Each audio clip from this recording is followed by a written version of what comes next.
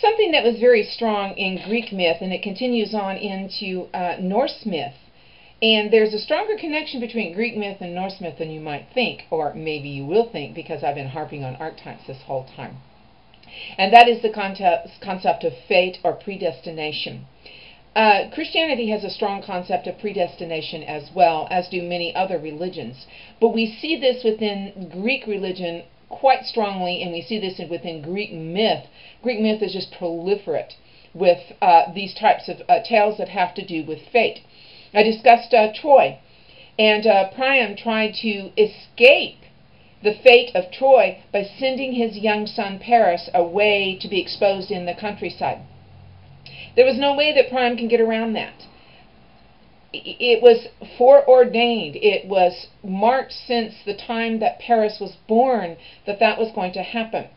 So by sending him away, he really did nothing. And quite often, by trying to forestall a fate that is foretold to be disastrous, often brings it about.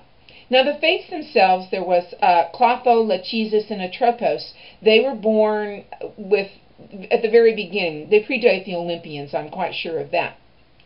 Now, Clotho would spin a thread, Lachesis would measure it out, and Atropos would snip it, and that was set in stone. And as I said in the PowerPoint, Graves says that Zeus could mess with that. I don't think Zeus could. Maybe later, much later in even more revised Greek myth, Zeus could, but not originally. And I can't even think of a myth when Zeus did intervene and cause someone's fate to be different. So Priam is certainly one example of the strong concept of predestination or fate within Greek myth.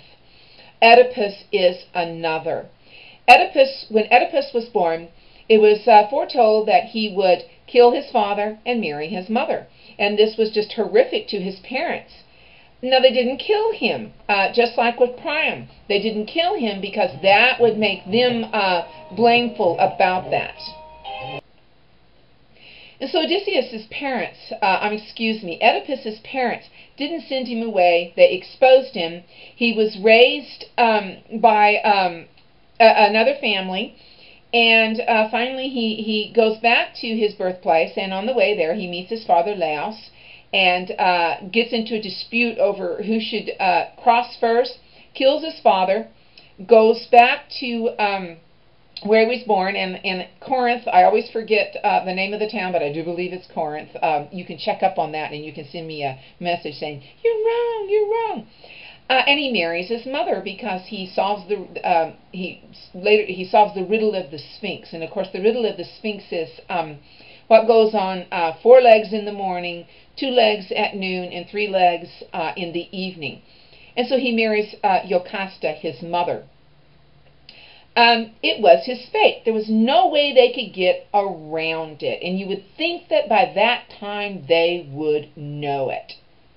Oedipus is also important, not just because of the strong concept of predestination or fate within his myth, but also because of his association with the land. Remember when I talked about Theseus, and when Theseus withdrew the sword and the sandals from underneath the stone, the sword was important because it was a connection with Arthur. Oedipus is also connected with Arthur, but in a little bit of quite a bit of a different way.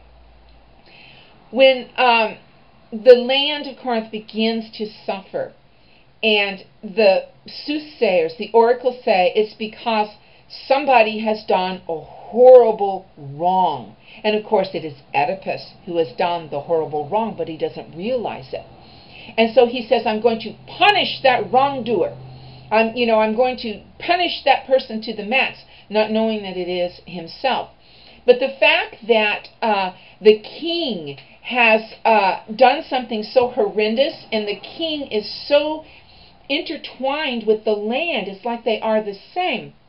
The land suffers. There's famine, there's drought. And this is why it comes to a head, is because people are starving, they can't grow crops. And so when Oedipus finally discovers that he is the one who did this, he blinds himself and he goes wandering throughout through the earth. Arthur is a little bit lax in his duties as king. He's not paying attention to what's going on in his kingdom. His wife, Guinevere, is sleeping with his head guy, Lancelot. And because of this, the land begins to suffer. England goes into famine. There's drought.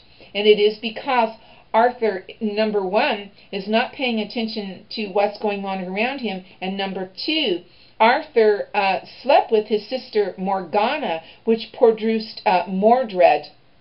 And, of course, that, comes to a head when Mordred and Arthur battle, and Arthur kills Mordred, and Mordred mortally wounds Arthur, except Arthur doesn't die. He's carted off to Avalon by 3 goddesses. Oh yeah, that goddess triad coming up.